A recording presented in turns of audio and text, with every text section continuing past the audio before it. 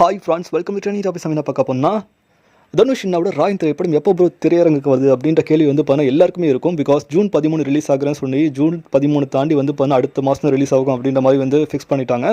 அது முக்கியமான ரீசன் வந்து பார்த்தா போஸ்ட் ப்ரொடக்ஷன் ஒர்க், அப்புறம் சன் பிக்சர்ஸோட ப்ரொமோஷன் ஒர்க் வந்து இன்னும் பெருசாக ஸ்டார்ட் பண்ணல.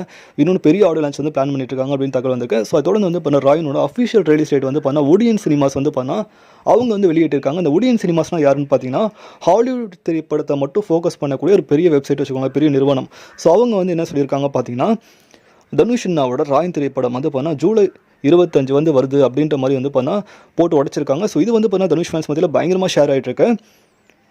அதை தொடர்ந்து வந்து பார்த்தீங்கன்னா நம்ம ரீசெண்டாக வந்து பார்த்தா நம்ம விஷால் சார் வந்து பார்த்தீங்கன்னா ஒரு இன்டர்வியூ கொடுத்துருப்பாங்க. ஸோ அந்த இன்டர்வியூ என்னடா சொல்லியிருக்காரு பார்த்தீங்கன்னா, தனுஷ் வந்து பார்த்தீங்கன்னா ஒரு நடிகன் எப்படி இருக்கணும் அப்படின்ற விஷயத்தை வந்து பார்த்தா தனுஷ்டேருந்து கற்றுக்கணும். அதை தொடர்ந்து வந்து பார்த்தா தனுஷ் வந்து பார்த்தீங்கன்னா கோலிவுட்டில் கிடைச்ச மிகப்பெரிய பெருமையான விஷயம் அப்படின்ற மாதிரி ஷேர் பண்ணியிருப்பாங்க. அதுக்கு ரீசன் என்னென்னு பார்த்தீங்கன்னா, அவர் வந்து தமிழ் சினிமா மட்டும் கலக்கல, உலக சினிமாவே கலக்கிட்டு இருக்காரு அப்படின்ற மாதிரி ஷேர் பண்ணியிருப்பாங்க. இட்ஸ் ஸ்டீரியோ டைப் கேரக்டர் அப்படி கூட சொல்லியிருப்பாங்க. எல்லா மக்களும் விரும்பக்கூடிய ஒரு இந்தியன் சினிமாவில் எல்லா மக்களும் ஒருத்தங்களை விரும்புகிறாங்க அப்படின்னா தனுஷா மட்டும்தான் இருக்கும். நம்ம தமிழ் சினிமா தனுஷ் மாதிரி ஒரு நடிகன் இருக்குது, நமக்கு பெருமையான விஷயம் அப்படின்ற மாதிரி ஷேர் பண்ணியிருப்பாங்க. ஸோ வந்து உலகத்தையே கலக்கணும் குளோபல் ஸ்டார் அப்படின்ற மாதிரி விஷால் சார் சொல்லியிருக்காங்க. ஸோ இதை கேட்கும்போது மகிழ்ச்சியாக இருக்குது. IMDbல கூட நம்பர் 1 ஸ்டாராக தமிழ் சினிமாவில் வந்து பார்த்தா நம்ம தனுஷ்னா தான் மென்ஷன் பண்ணியிருக்காங்க.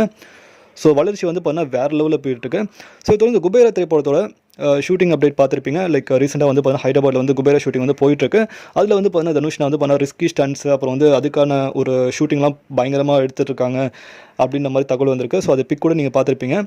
ஸோ இதை பற்றி உங்களுக்கு வந்து கீழே கமெண்ட் பண்ணுங்கள். மேல் நம்ம சேனல் பிடிச்சா லைக் பண்ணுங்கள், ஷேர் பண்ணுங்கள், சப்ஸ்கிரைப் பண்ணுங்கள், மறக்காமல் லைக் பண்ணுங்கள். மகிழ்ச்சி.